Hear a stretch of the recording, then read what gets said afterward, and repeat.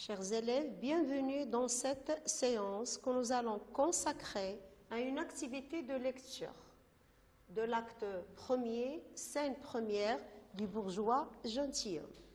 Alors prenez votre pièce et lisez cette scène. C'est bon? Vous l'avez fait? Très bien. Alors essayez maintenant de situer le passage. Vous avez situé votre passage. Maintenant, nous allons ensemble rédiger cette situation. Alors, la situation du passage. Donc, il s'agit d'une scène d'exposition. Une scène d'exposition, c'est une scène qui se trouve au début de la comédie-ballet. Donc, vous avez déjà vu la comédie-ballet quand vous avez préparé l'entrée dans l'œuvre de la comédie-ballet du bourgeois gentilhomme. Comédie-ballet, le bourgeois gentilhomme.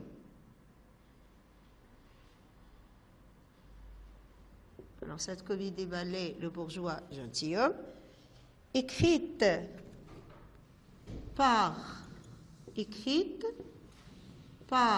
Molière et représentée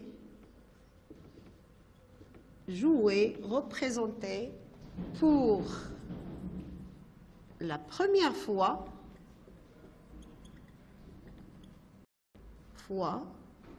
en 1670. On est au XVIIe siècle. Donc, prenez cette mise en situation et passons maintenant à l'analyse de cette scène. Maintenant, nous allons définir la fonction d'une scène d'exposition. Alors, comme vous le constatez, une scène d'exposition a une double fonction. D'abord, il doit donner les renseignements destinés à la compréhension de la pièce. Alors, ces informations ou ces renseignements, c'est les personnages, le lieu où se passe l'action, le temps, l'intrigue et le ton de la pièce. Est-ce que ça va faire rire, ça va faire pleurer ou autre chose? Mais tout ceci en suscitant l'intérêt du lecteur. Alors, Molière parvient-il à susciter l'intérêt du lecteur dans ce passage? C'est ce que nous allons découvrir ensemble en analysant le passage. Alors, la scène se passe où?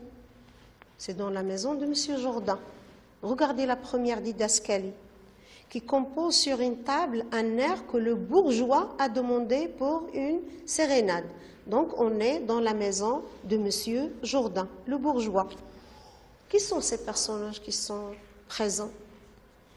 Alors, regardez, c'est le maître de musique et le maître à danser. De quoi parle-t-il? Ou de qui parle-t-il? Il parle de M. Jourdain. Est-ce que M. Jourdain est présent sur scène? Non. On parle de lui à la troisième personne.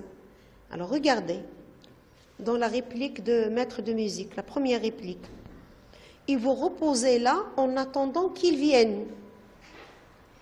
Dans une autre réplique de maître de musique, vous allez l'entendre avec le dialogue. Quand il viendra, il ne tardera guère.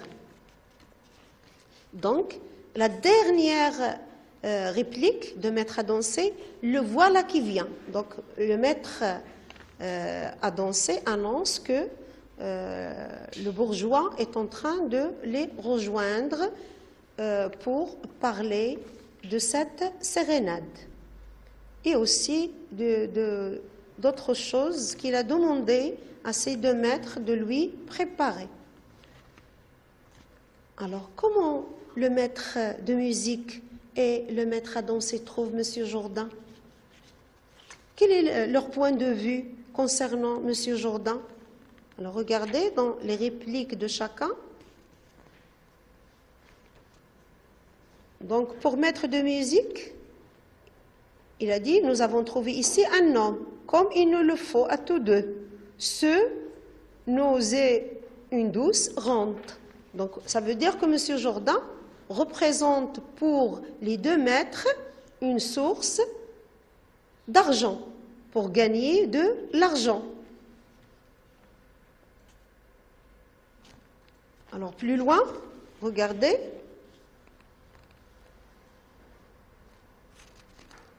Qu'est-ce qu'il représente aussi pour le maître de musique? Il est vrai qu'il les connaît mal, mais il les paie bien. Et c'est de quoi maintenant nos arts ont plus besoin que de toute autre chose. Il connaît mal les arts, donc c'est quelqu'un qui n'a pas de goût. Alors cherchez aussi plus loin et vous allez constater qu'ils ont un point de vue négatif concernant M. Jourdain. Donc ce M. Jourdain, qui est personnage principal, et d'habitude, il est censé être présent. Donc regardez au tableau. Alors tout à l'heure, les deux personnages étaient en train de parler de M. Jourdain pendant son absence. Et c'est eux qui nous ont dressé son portrait. Qu'est-ce qu'ils font chez M. Jourdain? Pourquoi sont-ils là? Ils sont là, en fait, pour lui donner des leçons. Leçons de musique et leçons de danse. Parce que M. Jourdain veut ressembler à des nobles, à des gentilshommes. Donc, il doit apprendre la musique et la danse. Mais, comment sont-ils, ces deux maîtres? Sont-ils intéressés par M. Jourdain ou par son argent? C'est ce que nous allons voir. Alors, on a ici deux maîtres artistes qui sont partagés entre argent et art. Le premier, le maître de musique est intéressé par l'argent de M. Jourdain. Il dit qu'il est vrai qu'il les connaît mal, mais il les paie bien. Il connaît mal l'art, mais il est capable de payer ses leçons. C'est pour cela qu'il s'intéresse à lui. Contrairement à un maître à danser, il est peu idéaliste. C'est vrai, à la fin, il va accepter l'argent de M. Jourdain, mais il trouve un supplice assez fâcheux de se produire à des sots, comme M. Jourdain. Lui, c'est quelqu'un qui fait son art pour être reconnu par son public.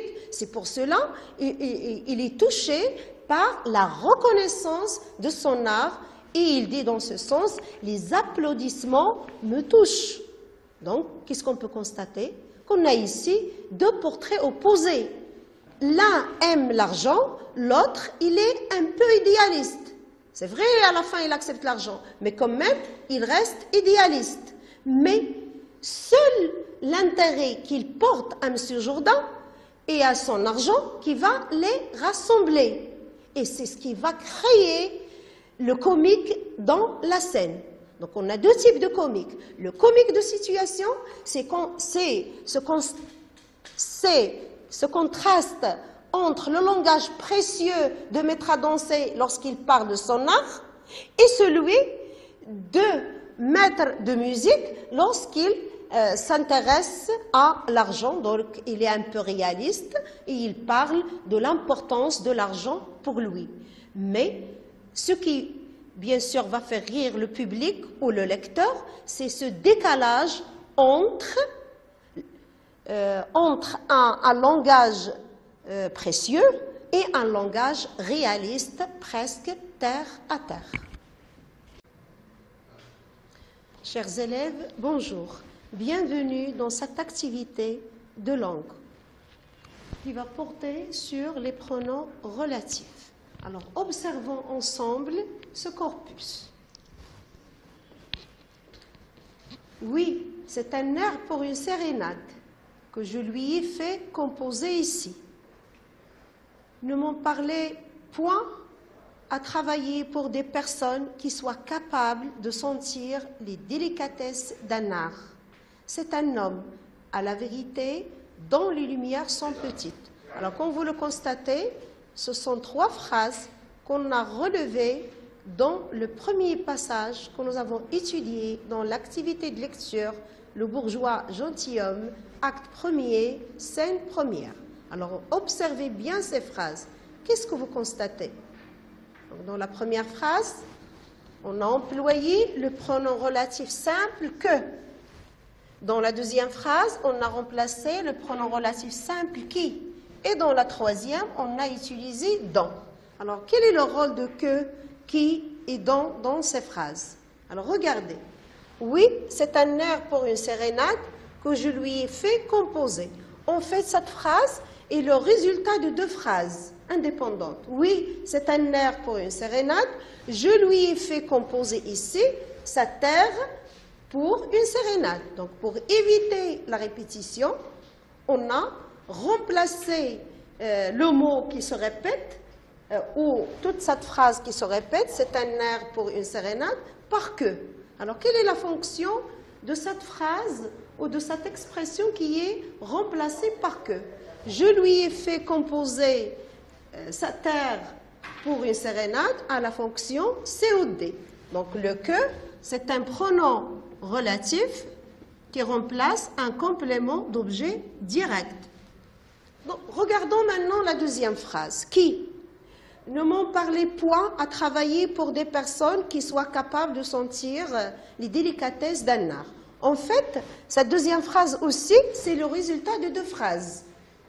Alors, la première phrase, ne m'en parlez point à travailler pour des personnes. Ces personnes sont capables de se sentir, de sentir la délicatesse d'un art.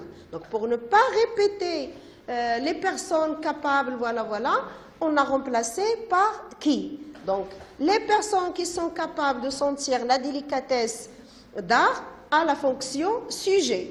Donc, le qui ici remplace un mot répété ayant la fonction sujet. Regardons maintenant la troisième phrase. C'est un homme, à la vérité, dont les lumières sont petites. Encore une fois, c'est le résultat de deux phrases. Donc, la première, c'est un homme.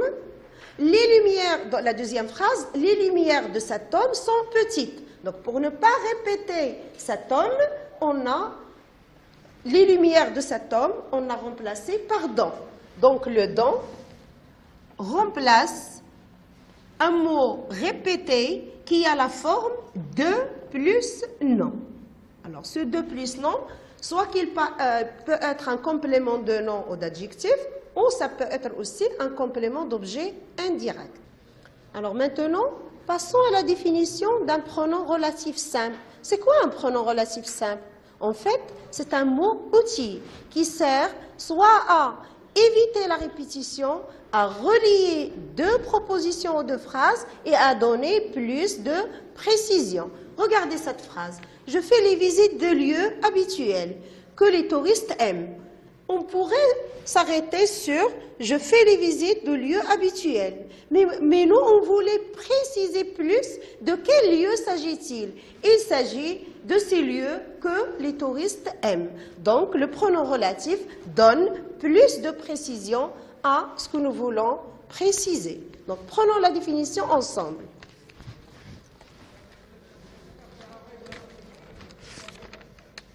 Donc, un pronom relatif, définition,